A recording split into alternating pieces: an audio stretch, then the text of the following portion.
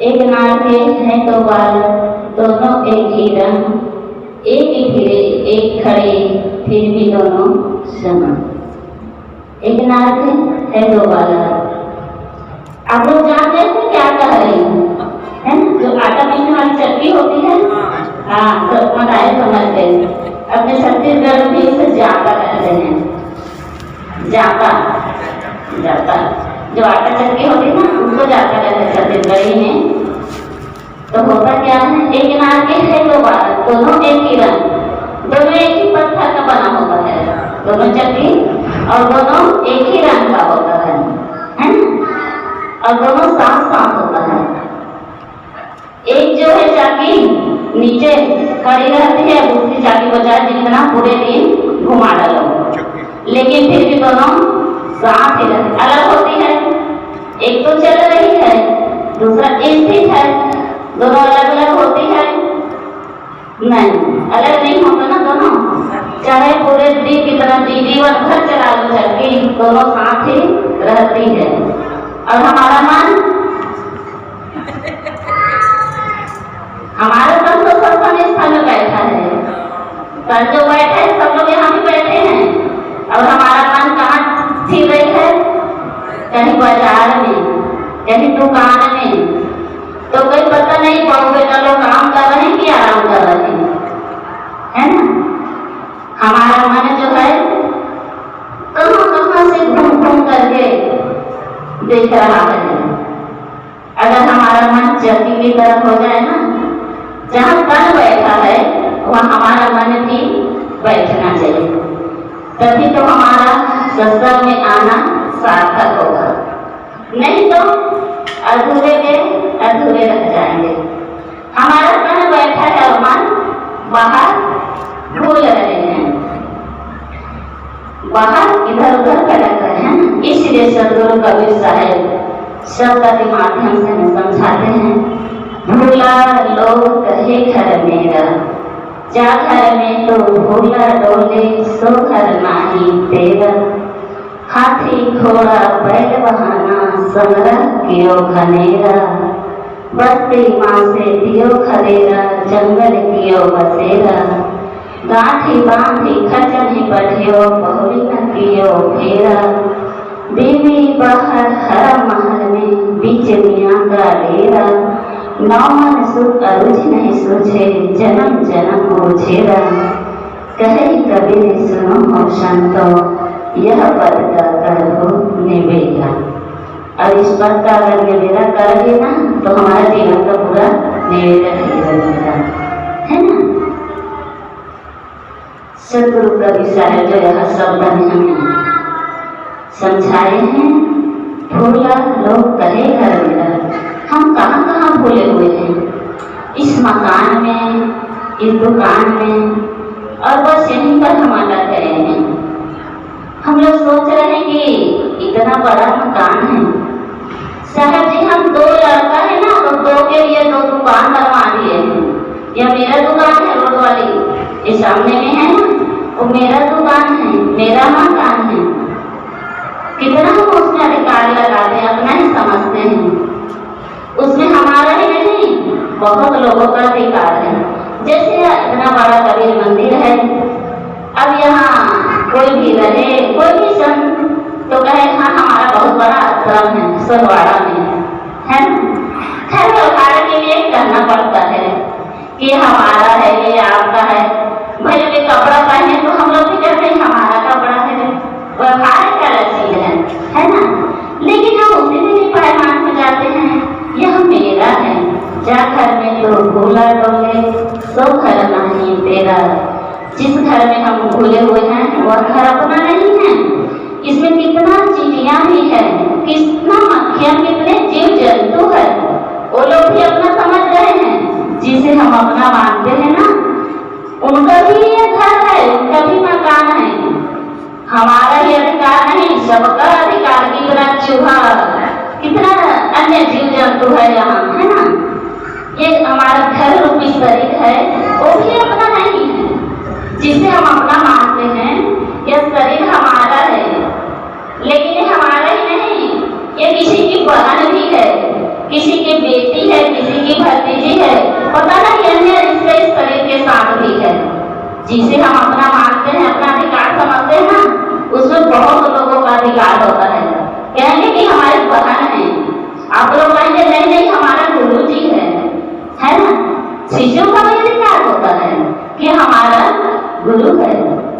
देखो अपना शरीर में भी अपना अधिकार नहीं है, अब इसे हम अपना मानते हैं। सदगुरु कबीर साहब कहते हैं कि भूला लोग कहे घर मेरा, है ना।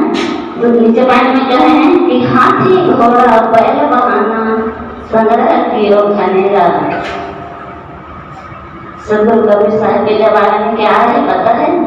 हाथी घोड़ा, है ना, वही वहां रहे। अब उनके जमाने में भाई हाथी घोड़ा को राजा महाराजा के जमाना में रहे होंगे, इसलिए सदगुरु कबीर साहब को हाथी घोड़ा लिखना पड़ा। अब हमारे जमाने में भी क्या है? Bike, four wheeler. सदगुरु कबीर साहब आज के जमाना में होते तो ये सब मोटरसाइकिल भी लिख देते, है ना। लेकिन उस जमाना में हाथी घोड़ा रहा। हाथी घोड़ा बैल बहाना संग्रह कियो खनेरा।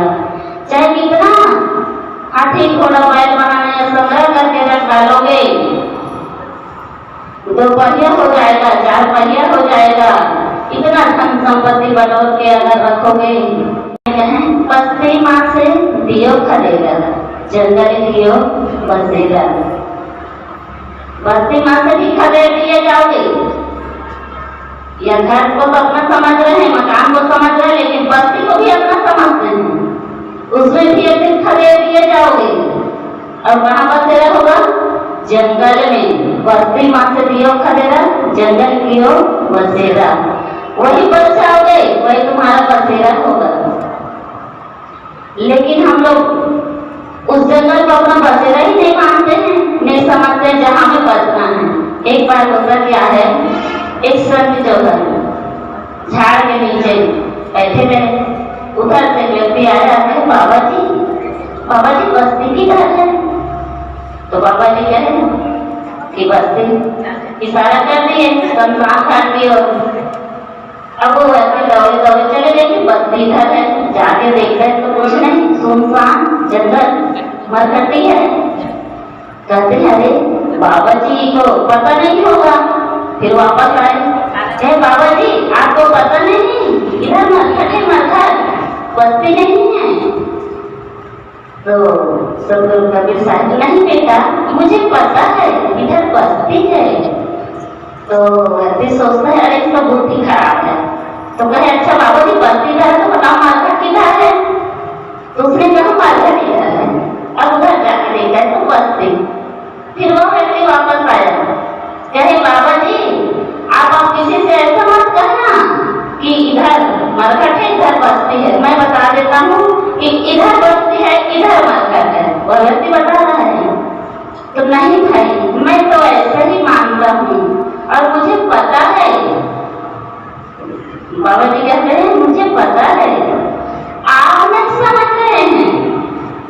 तो कहे अच्छा बाबा जी चलो बताओ, आप समझाओ हमें कि आप कौन सा वाणी बोल रहे हैं। सदगुरु कबीर साहब जी का अटपट वाणी, झटपट लगी न जाए, और झटपट लगी जाए ना तो सारी खटपट मिट जाए। कहते हैं कि आपको पता नहीं है इधर जो है ना, आप जिसे मरघट कहते हैं उधर आज तक कोई नहीं मरा है। अब आप बस्ती कह रहे हैं ना, उधर रोज कोई ना कोई मरता ही है ना। इसलिए मैं इधर को मरघट कहता हूँ और इधर को बस्ती कहता हूँ। इधर जहाँ जाके लोग एक बार बस जाते हैं ना, दोबारा आकर नहीं, लोग वही जाके ही बसते हैं। और इधर तो रोज रोज कोई ना मर रहे हैं, इसीलिए इधर मरघट है इधर बस्ती है ना। ऐसा बाबा जी बताए। तो कहे वाह बाबा जी आप तो कमाल भी करती है, बड़ा अजीब बात है, हम तो समझ ही नहीं पा रहे थे आज तक से। देखो हम लोग कहाँ भूले हुए हैं। जिसे अपना मानते हैं वो बस्ती भी हमारा नहीं है, वहां से भी एक दिन विदा हो जाएगा। नीचे बैठ के गांठी बांधी खर्च नहीं बैठियो, बहुरी न कीरो फेरा। गांठी बांध करके यहाँ से ले जाओगे क्या? अगर गांठी बांध के यहाँ से ले जाना है तो फिर जितना बटोरना है बटोरो। जैसे संत का परीक्षा लिए ना कि सुबह से दौड़ते शाम हो गए और शाम तक के वहीं जाके गिर पड़ा और वहीं उसका शरीर पूरा हो गया है ना। इसीलिए कहते हैं कि इतना न दौड़ो, कोई गांठी बांध के यहाँ से ले जाने वाला नहीं है।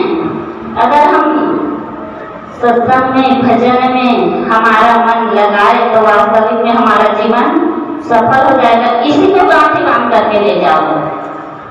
एक यही है सदगुरु कबीर साहब साथी के माध्यम से कहे हैं, मुआ है न जाओगे मुए की बाजी लो, सपन सने ही जग भया सहदानी रह गए वो। यही एक सहदानी, ये पहचान छोड़ करके हम जाते हैं और हमें यही सहदानी छोड़ करके पहचान छोड़ करके ही जाना है।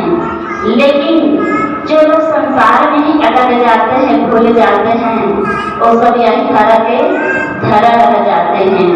या बैंक बैलेंस कर देते हैं हम। आजकल बैंक में लाखों पैसा करोड़ों पैसा रखते हैं, 1 करोड़ पति है, लेकिन सब यही रह जाएगा।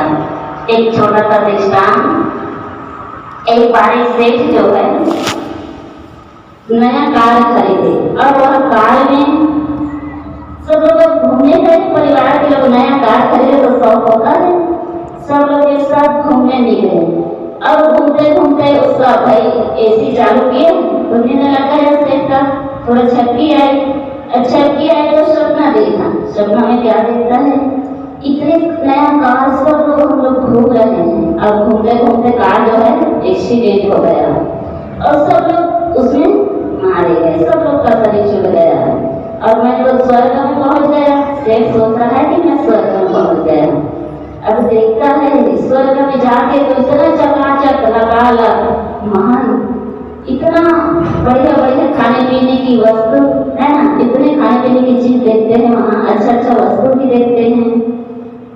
सेठ सोच रहा है कि यह तो बढ़िया है खाने पीने का, मेरा कर्म अच्छा था भगवान, तो मेरे कमाई का 5 करोड़ का बाइक मेरे पास में है।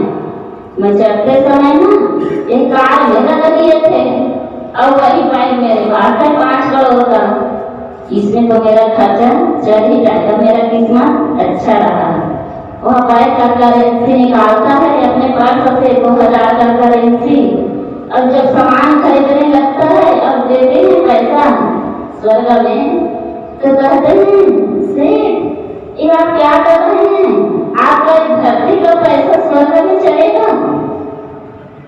तो कहे यह क्या चलता है, जब आपका भारत का पैसा चीन में नहीं चलता, नेपाल में नहीं चलता, अब आप इस पैसे को स्वर्ग में चलाने के लिए आए हो। तो सेठ तो माथा पकड़ के हाय राम, उसी दिन उसका राम का नाम याद आया। क्या कहा उसने, हाय राम मैंने क्या कर डाला, मैं तो जीवन भर इसी को जोड़ता रहा और जोड़ते आज मैं काम का हो गया। यह किस काम का जो यह पैसा आगे के लिए कुछ काम नहीं आ रहा है। तो कहता है कि यहाँ क्या चलता है बताइए। तो कहे यहाँ धर्म और कर्म चलता है। आपने कुछ धर्म किया धरती लोग ने, अच्छा कर्म किए?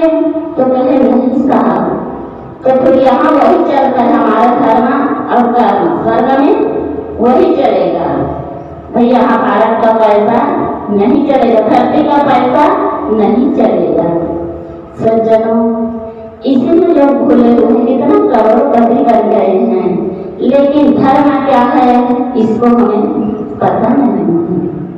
सतगुरु कबीर साहब जो एक पॉइंट हमें बताते हैं, समझाते हैं कि बीबी बाहर हरम महल में बीच मियाँ का डेरा। बीबी बाहर हरम महल में बीच मियाँ का डेरा। जैसे किसी का बीबी अपना घर पे हो और दूसरे जगह डेरा लगाए बैठे हैं जहाँ किसी और के बीवी बच्चे हैं, देखो कितना गलत नियत होता है। अपने घर में परिवार में ये सब सुख संपत्ति है, फिर भी दूसरे में आग लगाए हुए हैं। यह सदगुरु कबीर साहब हमें समझाते हैं कि यह ऐसा बुद्धि ठीक नहीं है। जैसे मनुष्य तन में आए हो तो एक मानवता भी होना चाहिए। सदगुरु कबीर साहब जी एक एक पायन के माध्यम से हमें इतना सुंदर शिक्षा देते हैं कि नौ मन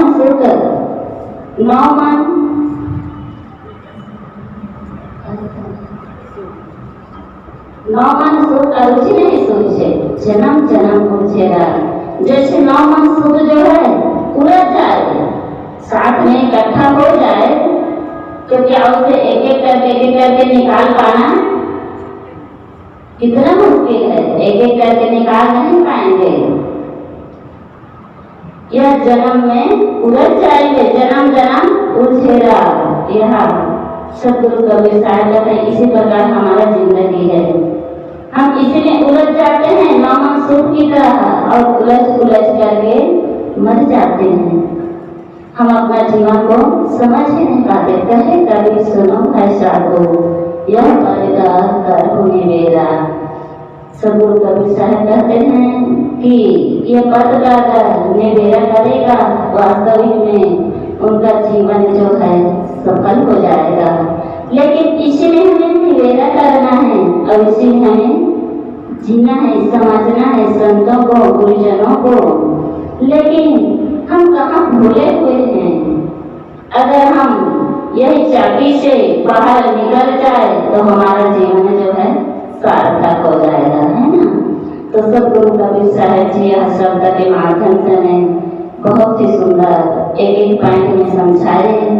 आगे हमारे संत गुरुजन विराजमान हैं, सबका थोड़ा थोड़ा सुनना है। अब मैं अपने वाणी को यहीं पर विराम देती हूँ।